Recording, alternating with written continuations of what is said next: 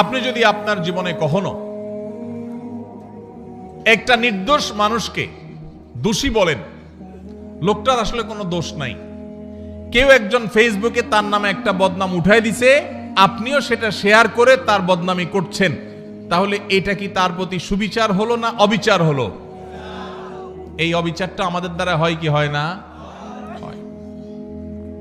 ঠিক একইভাবে আমাদের আশেপাশে অসংখ্যবার সকাল থেকে রাত পর্যন্ত আমরা দেখা যায় আমরা অবিচার করি, আমরা টেরও পাই না।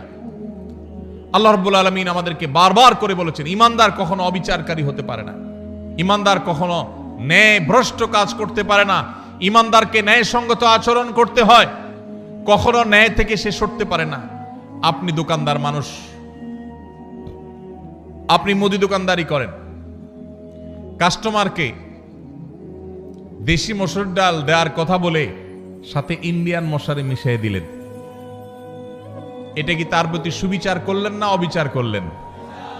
দাম নিলেন দেশি মশারির, দিলেন ইন্ডিয়ানটা মিশায়া। মশারি ইন্ডিয়ানটার দাম বেশি না দেশিটার দাম বেশি? যেটার দাম বেশি ওইটার টাকা নিলেন আর কম দামাটার সাথে মিশাই দিলেন।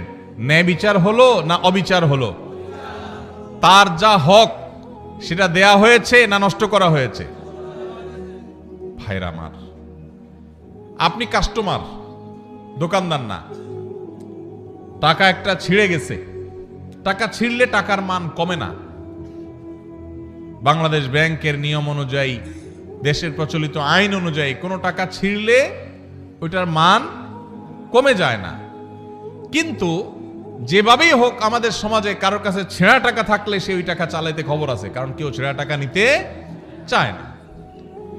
এই জন্য আপনার কাছে কোনোভাবে একটা ছেঁড়া টাকা চলে আসছে, আপনি ছেঁড়া অংশকে লুকায়া দোকানদারকে এমন ভাবে দিয়ে দিচ্ছেন ব্যস্ততার মধ্যে বেটা ক্যাশে রেখে দিস। সুবিচার হলো না